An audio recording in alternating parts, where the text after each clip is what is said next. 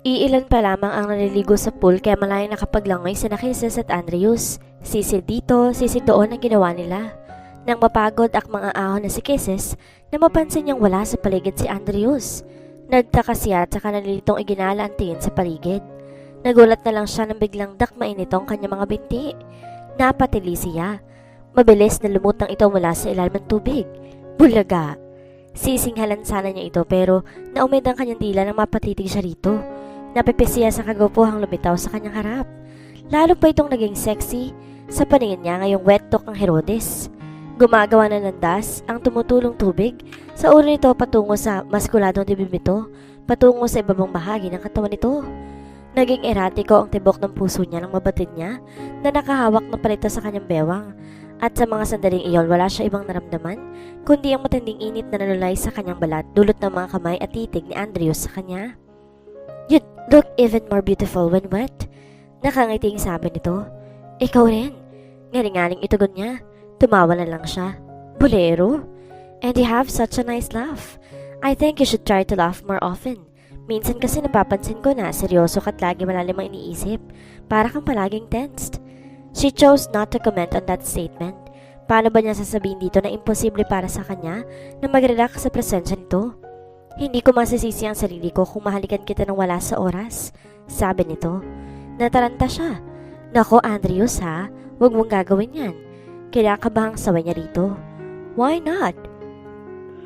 "May mga tao oh."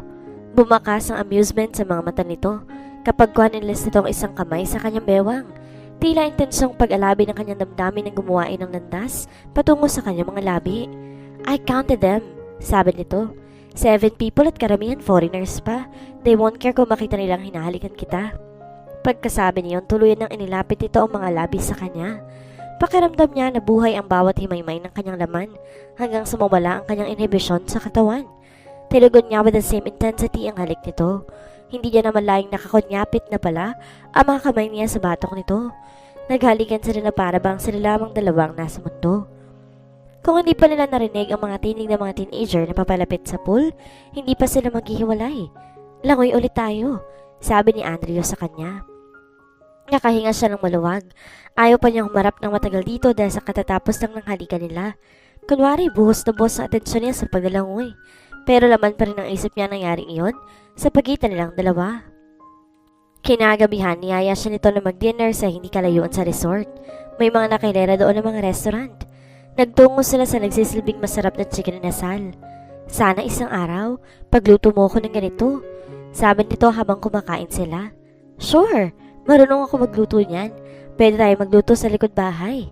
"Good," anito. Pagkatapos, numuya at numulon bago muli nagsalita. "Is this your first time here, Kisses?" "Hindi. Maraming beses na ako nakapunta rito." "With Carlo?" Talong nito. "Well, nakasama ko na rin siya dito pero sila mama at papa madalas kong kasama. Every month kasi sinisiguro ni papa na nakakapag-relax kami. At dahil mahilig kaming tatlo sa tubig, madalas sa beaches kami pumupunta." "I see. Third time ko rito. First time nung ilang araw pa lang ako dito sa Bacolod. Nakita ko to sa website nila. Pumunta agad ako dito. Sumunod naman yung kasama ko sina Sian at Cassandra. Teka nga pala, nabanggit mo na isang taon ka ng graduate ng college?" "Oo." "Anong course?" "Business Management." "That's good. Siguro isang araw pwede ka magtrabaho sa SSM kapag pwede ka na magtrabaho?" "Why not? That is kung friends pa rin tayo by then." Natigilan to. "Bakit naman nasabi mo yan?" "Kasi di ba ang usapan natin, pagkatapos ko mga anak, aalis na ako sa poder mo?" Halatang hindi nito nagustuhan ang narinig mula sa kanya.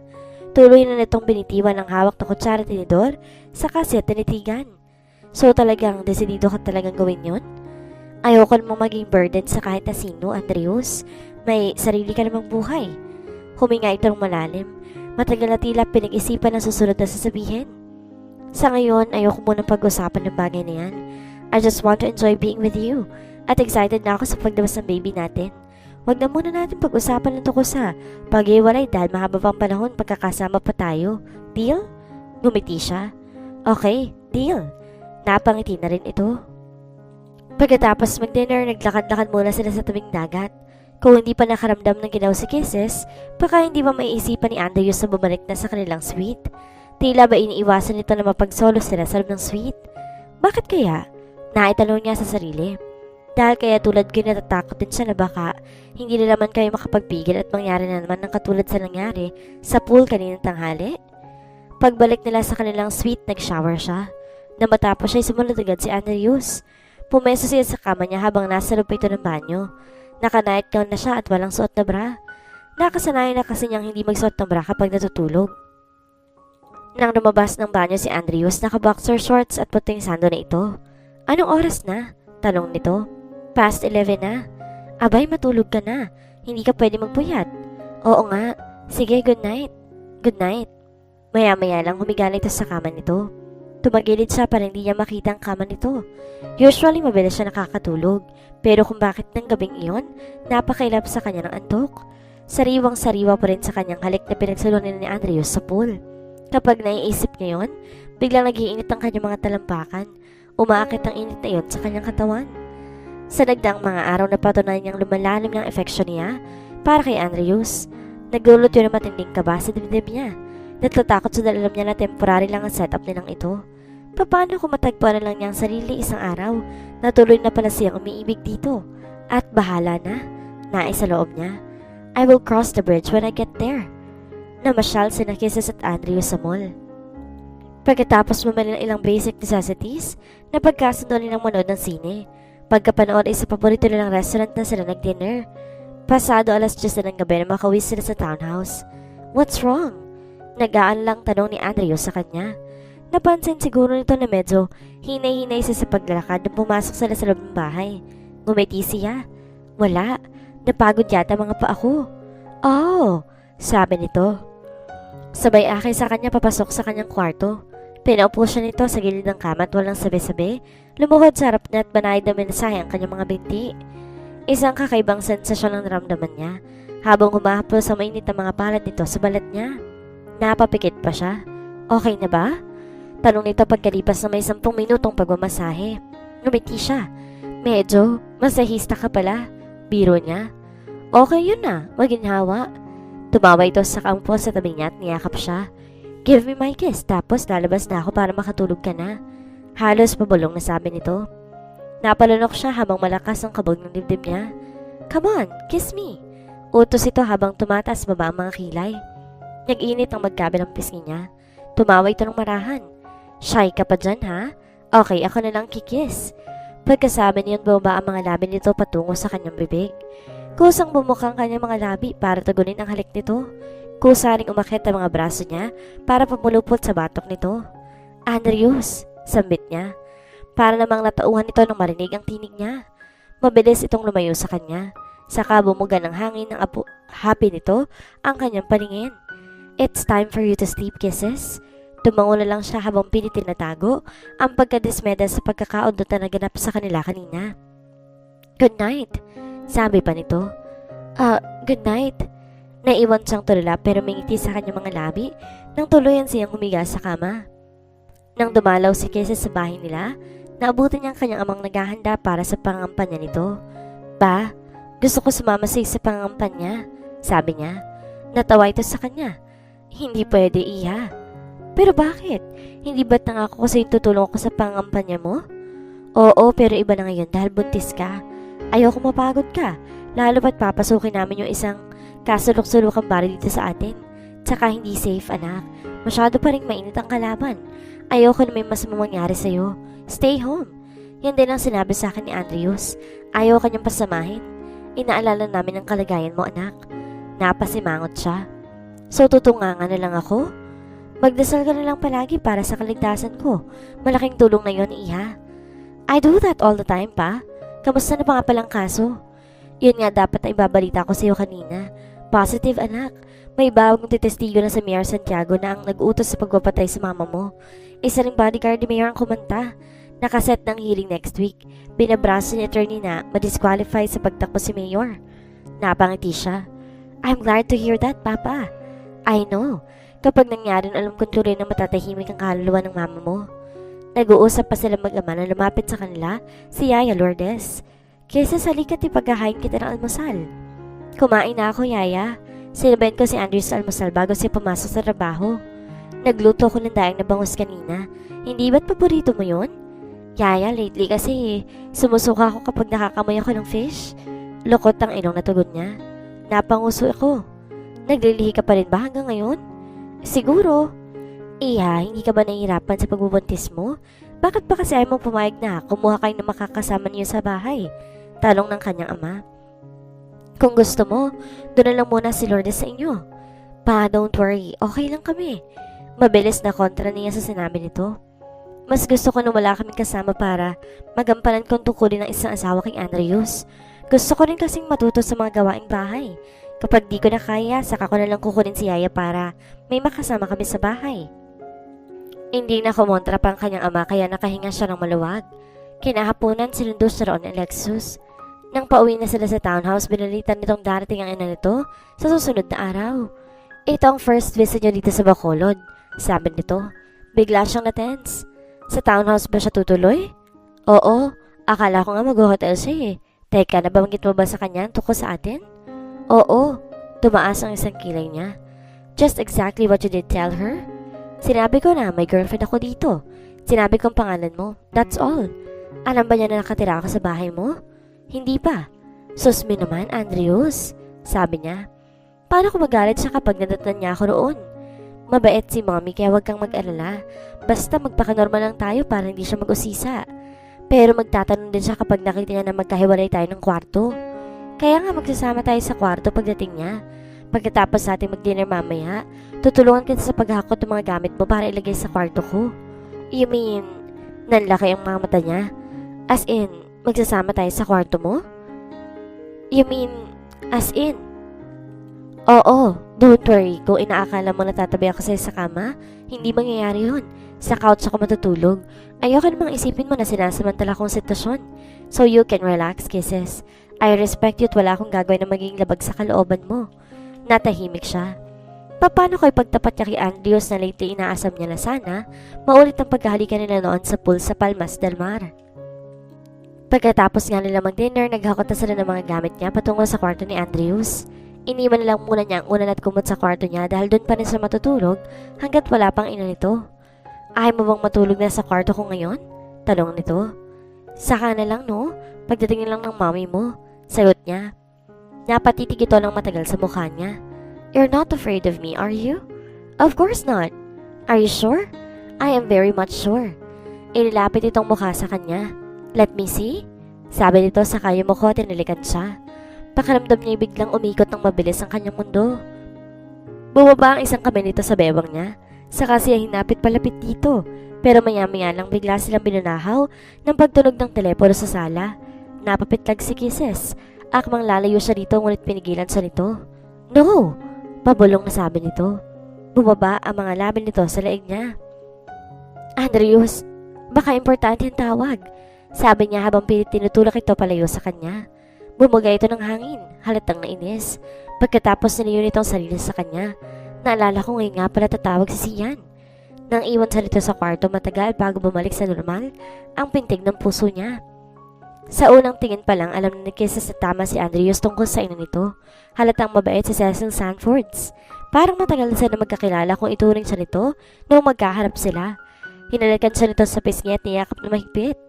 Kamusta ka, Kisses? Okay po, tita. Kamusta po ang biyahe ninyo? Okay lang. Nakatulog ako sa short ride na yun sa aeroplano. Pumapalatak na sagot nito.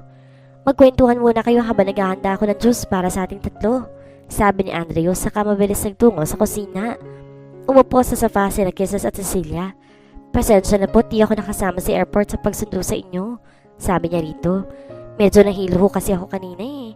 Mabutit medyo kumalma na po ang pakiramdam ko ngayon. Yun nga ang sabi sa akin ni Andrews. Sabi nito. Kanina yung nabanggit niya na nagsasama na pala kayo rito at buntis ka raw. Pagkasabi niyo napatingin to sa kanyang tiyan. Opo tita. Mag-aapat na buwan na itong tiyan ko. Hindi ba tumutol ang papa mo o mga kamag-anak sa paglilibin niyo ni Andrews? Sinabi po ni Andrews na magpapakasal din kami pagkatapos ng eleksyon, tita. Pumayag naman po si papa. Wala kasi pong panahon para sa preparasyon ng kasalan, lalo pa po't busy si papa sa pangampanya. Pwede rin naman kahit wag muna sa simbahan na. Kung civil wedding lang, walang kakailanganing maraming preparasyon. Hindi niya alam kung anong isasagot dito. Napalingon to sa papalapit na si Andrews na may dala ng tray na kinalalagyan ng merienda nila. Andrews, ang sabi ko kay Kisses, pwede namang pakasal kayo kahit civil lang muna. Napatingin si Andrews sa kanya bago binalingan ng ina nito. Mommy, saka na lang. Nagkasundo na kami ni Kisses sa pagkatapos lang ng eleksyon. Ano itong umupo sa tabi niya? Diba, honey? Tumango siya. Huminga ng malalim sa Cecilia. Hindi ako sang-ayon sa ganitong setup ninyo. Hindi magandang tingnan na nag-live-in lang kayo. Gusto ko makasal na kayo agad kahit sa West muna. And I want it to happen bago ako bumalik sa Maynila. Nagkatinginan sila ni Andrews. Lumakas ang kaba ni Kisses habang pinakikiramdaman ito. Nagtaka siya dahil parang relax lang ito. Okay mom, parang hindi ka na magtampo. Magpapaksal kami ni Kisses in a few days. Civil wedding. Nanlaki ang mga mata niya sa kamarahas na bumaling dito. Inakbayan siya nito. Honey, get yourself ready. 2 days from now, ikakasal na tayo. I'm sure matutuwa rin ng papa mo. Bumuka ang mga labi niya, pero walang salitang lumabas doon. Pero bakit? Handa ba itong isakripisyo sa sariling kaligayahan para lang ma-please ang ina nito? Nag-dinner sa labas si Andrews at Kisses kasama ni Cecilia. 10:00 na makabalik sila sa townhouse. Pagpasok nila ni Andrews sa kwarto nila, sinalakay na matinding nervous si Kisses. Yun na ang simula ng pagkasama nila sa isang kwarto.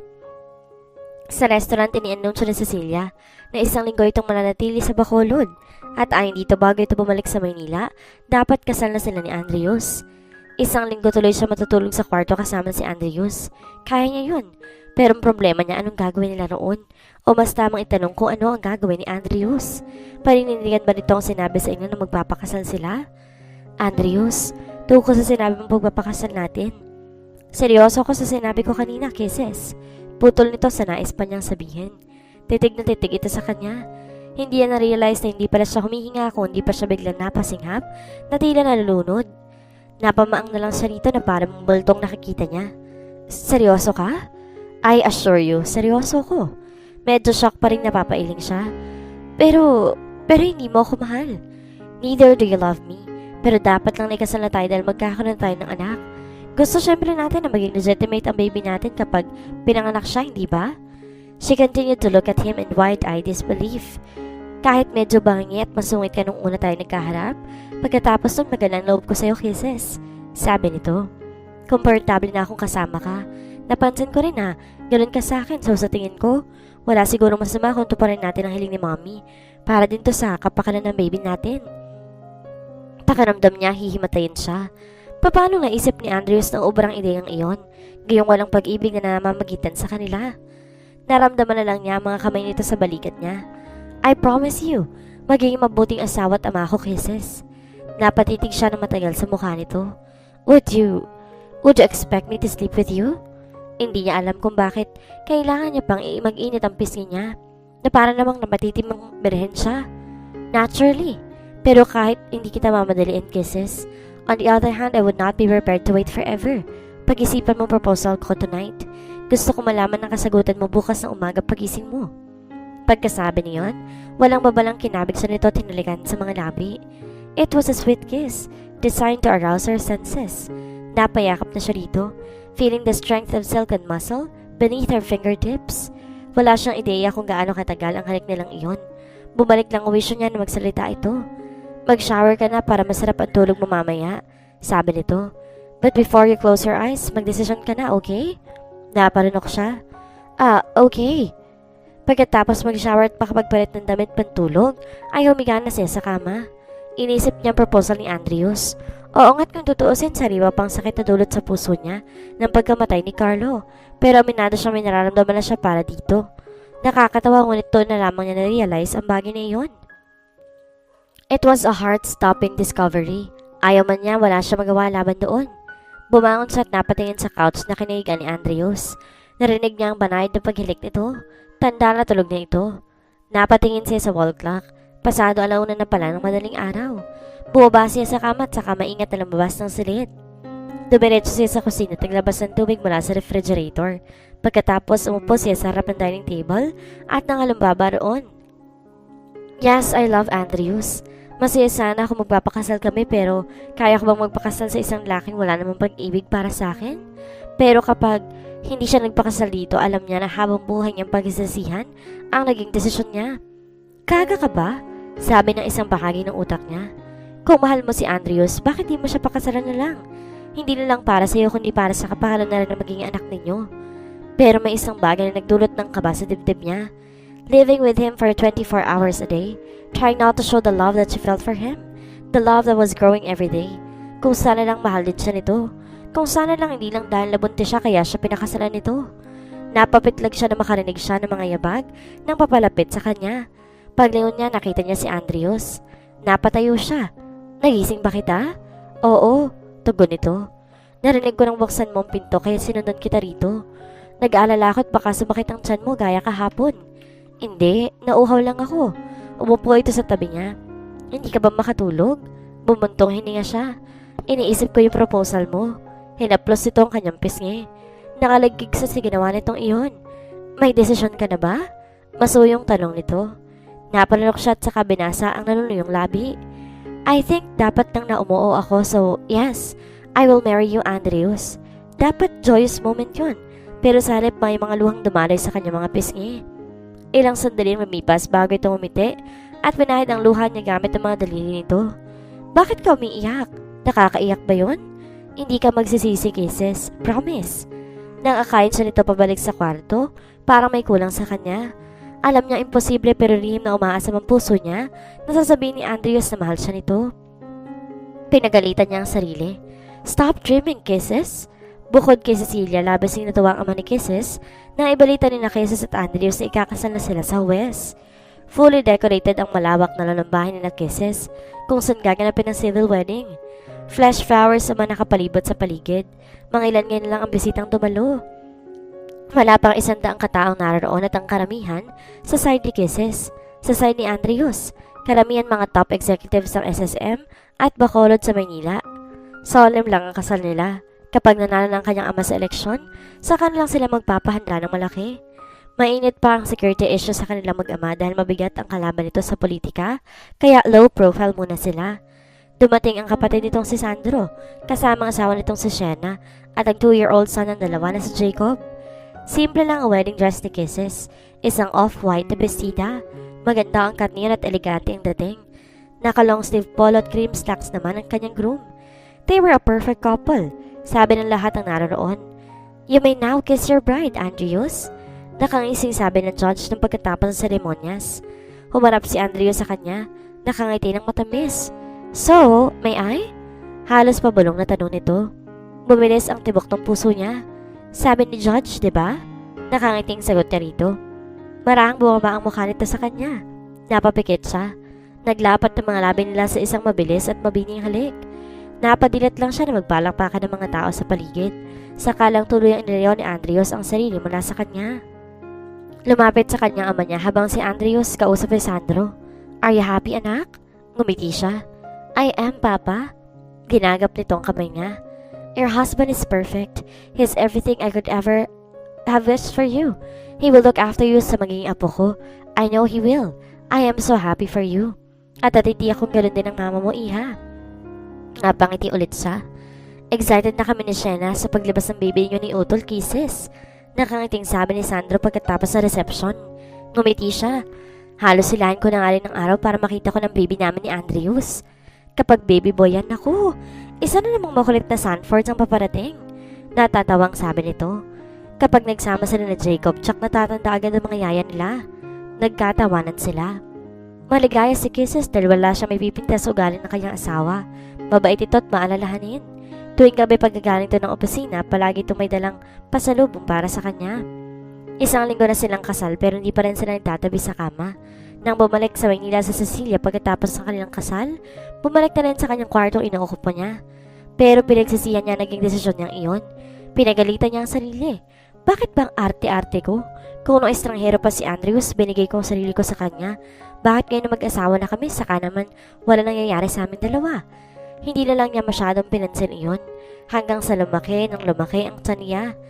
Nang umagang yon, nalate siya ng gising dahil napuyat siya sa pagsakit ng tiyan niya nung nagdaang gabi. Hindi yan namalayan ang pagtunog ng alarm clock kaya alas 7 na siyang nagising.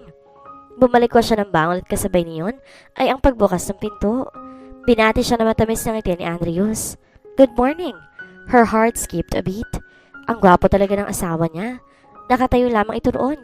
Hawak ang tray na may masarap na almusal base sa amoy na pumupuno sa silid. Good morning. Ganting bati niya sa katuluyang lumapit dito. Nagluto ka? Yup. Breakfast in bed, kisses. Binabalot ang tray sa bedside table. Oh, ang sweet naman, sabi niya. Pasensya ka na ha, tinanghali ako ng gising. Hindi naman pwedeng ikaw na lang lagi nagluluto para sa akin. Napangiti siya. Pero bakit para sa isa lang? Ikaw, kumain ka na ba? Okay na ako sa kape, para sa'yo talaga to. No, share tayo, sabi niya. Come on, kain tayo. Mukhang masarap, ginutom na agad ako. Okay yan, marami kang makain. Halika na, upaka na natin to. Pinagsaluhan nga nila ang ham, bacon at fried egg na niluto nito. Ginanahan siya sa pagkain kaya't nagkulang pa sa kanila iyon. Bitin? Ani Andrews. Oo nga ang sarap kasi. Natatawang sabi niya rito. Ang galing mo palang magluto daig mo pa ako. Prito lang yan, ng bola pa to. Natawa siya. Maya-maya pa yung nagpaalam nito at pumasok na sa opisina. Pag-uwi nito kinagabihan, napansin niya na medyo nakainom ito. Nagayasa siya na mag-inuman kami sa apartment nila. Paliwanag nito. Di na ako nakatanggi dahil bihira lang mag-aya ang taong yun. Okay lang, tugon niya. Sandalit titimpla ako ng mama ko. Ikaw gusto mo ng kape? Sige, thanks. Habang abala sa pagtitimpla sa kusina, lumapit ito sa likuran niya. He slid his hands around her waist and pulled her